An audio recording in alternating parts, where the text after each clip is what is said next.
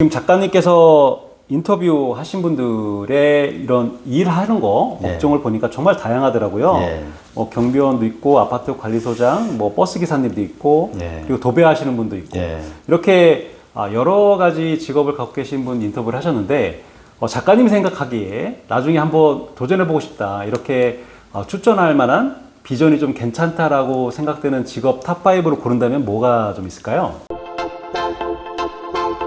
안녕하세요. 반갑습니다. 현명한 은퇴자들 채널에 오신 여러분을 환영합니다. 네, 오늘은 조금 특별한 분이시라고 저는 생각을 하는데, 네, 직장을 다니시면서 퇴직 후 나는 다른 일을 한다라는 책을 출간하셨는데, 이 책이 좀 특이했던 거, 저는 특별했던 이야기가 뭐냐면 직접 퇴직하신 분들의 삶을 인터뷰를 통해서 책으로 엮으신 거예요. 제가 이 유튜브를 운영하는 목적하고 거의 조금 많이 일맥상통한다고 생각을 했는데 소개 잠깐 부탁드리겠습니다. 반갑습니다. 저는 김부규라고 합니다. 퇴직을 2년 정도 앞두고 있는 예비 퇴직자이고요. 2019년 가을부터 37명을 인터뷰를 했고 앞으로도 계속 인터뷰를 할 예정입니다. 인터뷰를 하시기 전과 하신 다음에 하시면서 이렇게 한두 명 더 하시면서 뭔가 내가 이런 쪽으로 좀 변화를 해야 되겠다, 이런 쪽으로 좀 하면 좋겠다, 뭐 이런 힌트 같은 거 얻으신 케이스가 있나요? 그거는 이제 창업하신 분들 정말 저도 한번 창업을 해보고 싶더라고요.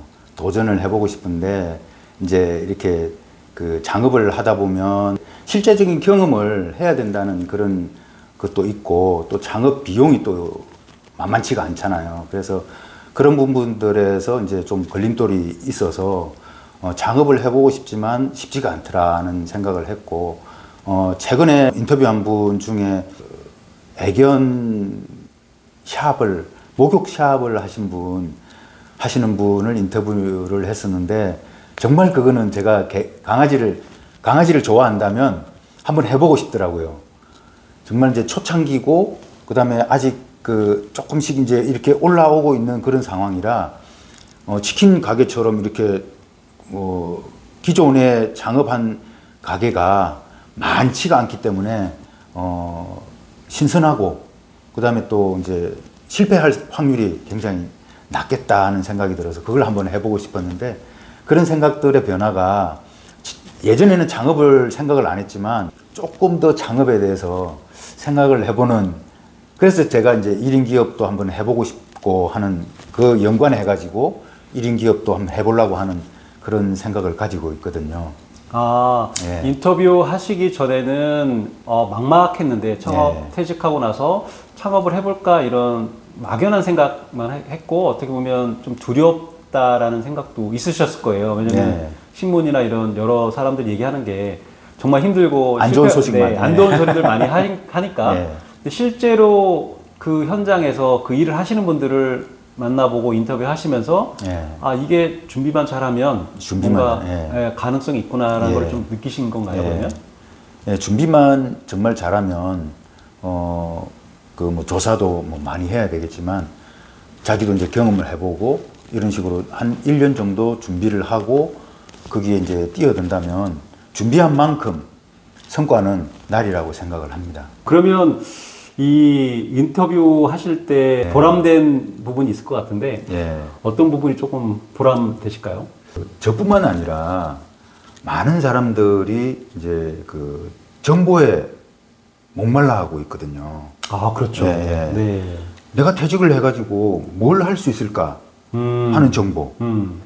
그럼 그 다양한 직종이 있잖아요. 우리가 취업할 수 있는 길은 수십만 가지잖아요. 근데 그런 수십만 가지 직종 중에서 내가 선택할 수 있는 길이 얼마나 될까 하고, 많은 사람들이 접근하고 있는 그거를 우리가 이렇게, 정보를 가지고 있는 사람이 누군가 정보를 주면, 그 중에서 내가 한번 선택해봐야지 하고 찾아볼 수가 있는데, 그게 없더라고요. 직접 그런 경험을 하신 거네요. 그러다 보니까 그분들한테 제가 궁금했던 거, 제가 필요로 했던 거는 마찬가지로 다른 분들도 예비 퇴직자들은 틀림없이 필요로 할 거다.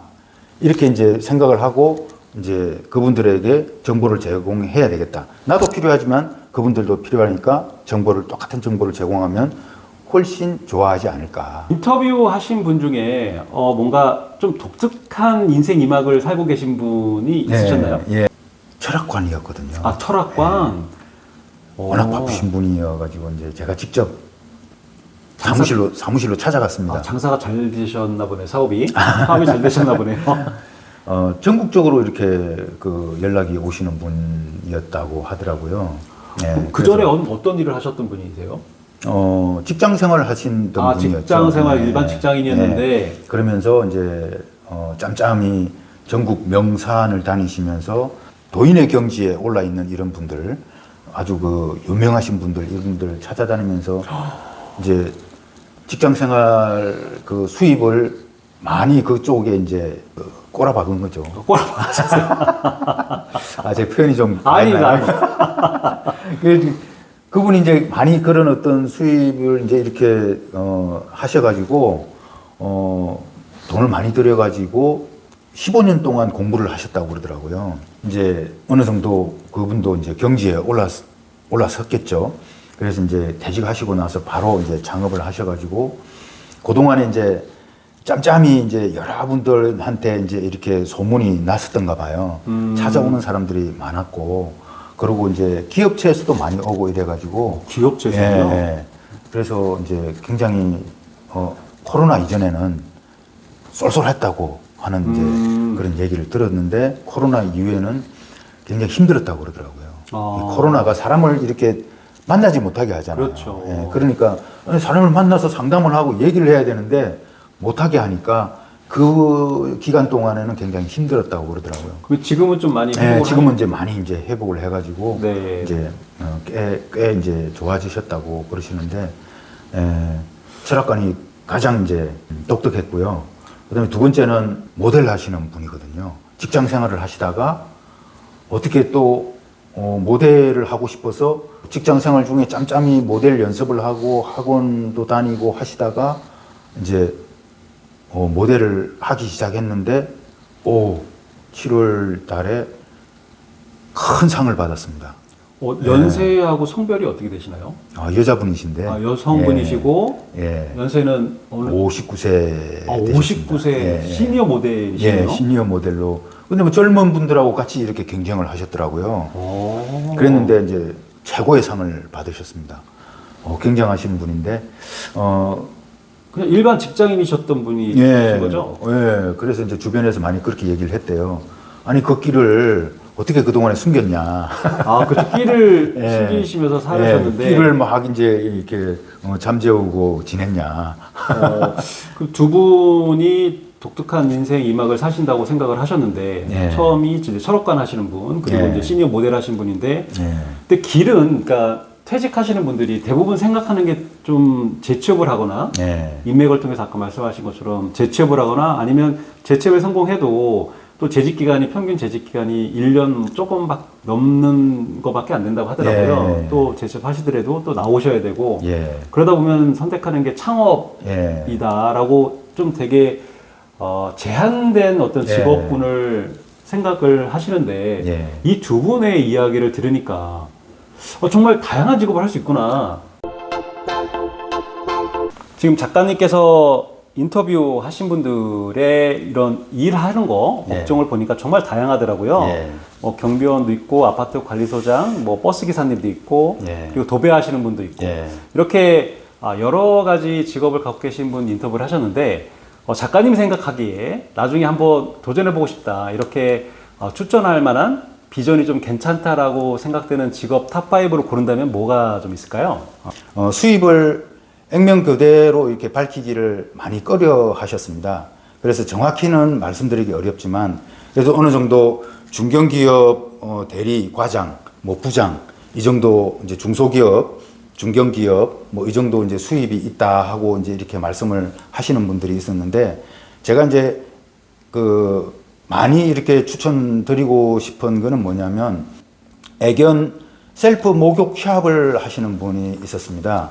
그분은 이제 직장 생활을 하시다가 마찬가지로 퇴직을 하시고 일찍 퇴직을 하셔가지고 이제 셀프 애견 목욕 샵을 하시는데 그 애견은 지금 워낙 많이 반려견이 이제 늘어나고 있기 때문에 그 산업, 연관 산업을 제가 조사를 해보니까 이제 이렇게 상향 곡선을 그리고 있었습니다. 위쪽으로 해가 가면 갈수록 상승 곡선을 추세가 상승 곡선을 그리고 있어가지고 연관 산업도 잘 이제 뒷받침이 될 것 같고, 그 다음에 이제 반려견 수도 계속 늘어나는 추세에 있어가지고 반면에 애견 셀프 목욕샵은 그에 비해서 많이 창업을 한 그 숫자가 굉장히 적었습니다.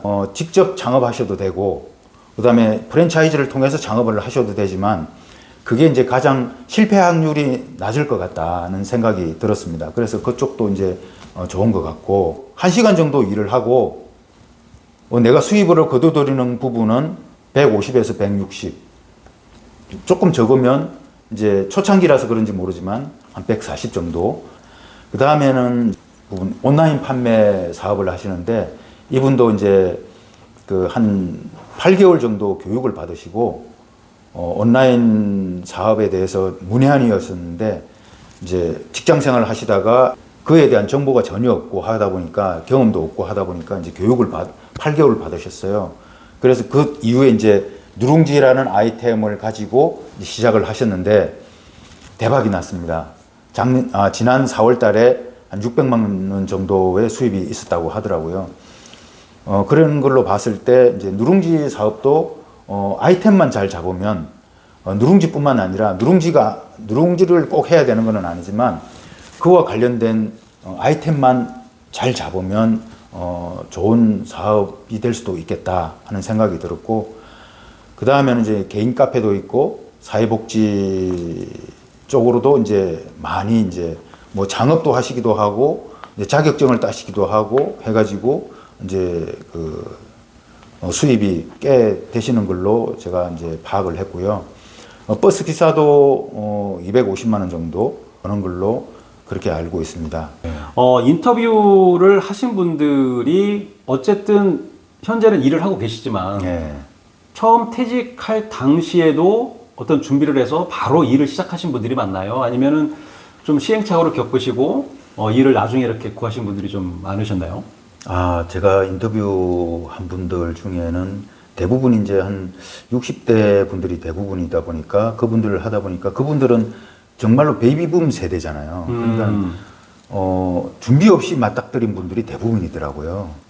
네. 아무 준비 없이 이제 직장 생활에 올인하고 그 외에는 생각을 못 하신 분들이 대부분이더라고요.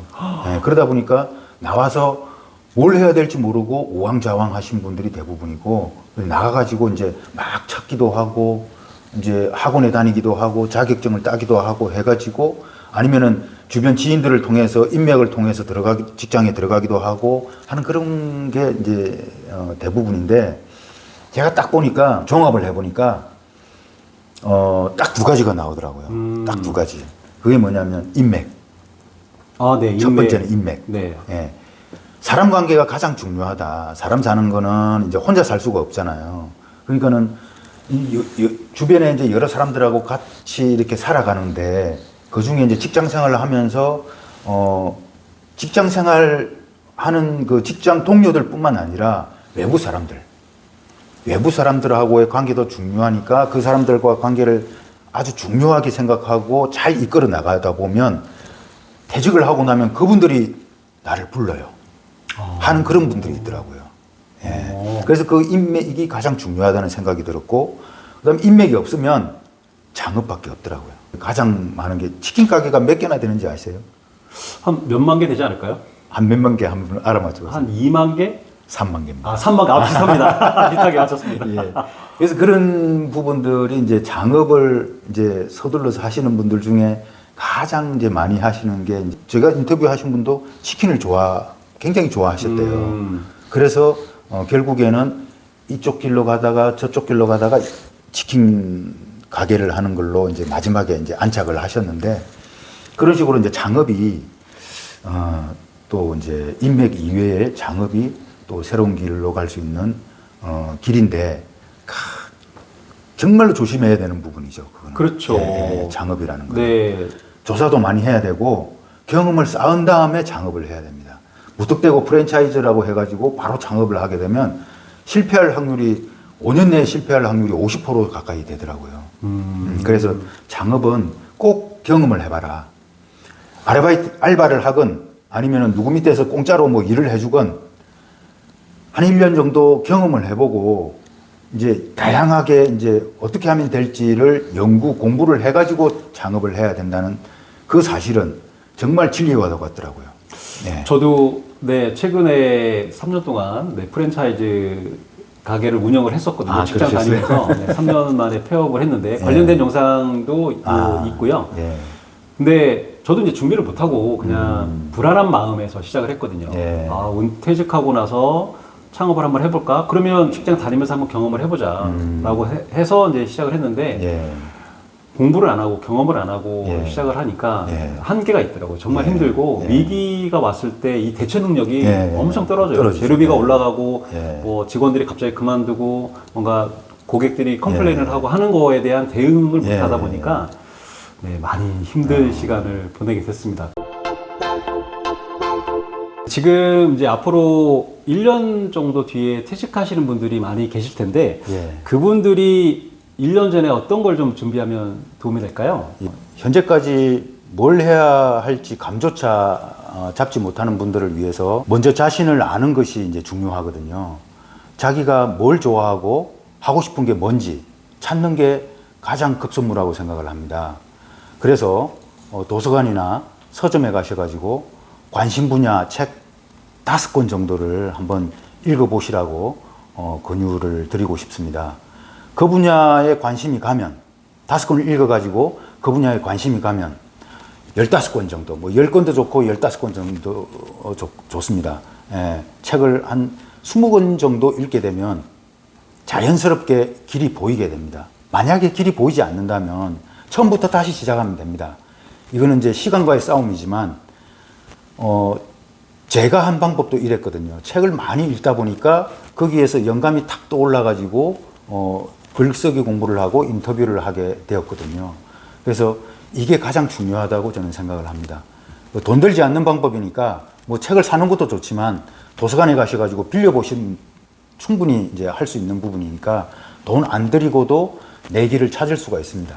그래서 책을 좀 읽어보시라고 권유드리고 싶습니다.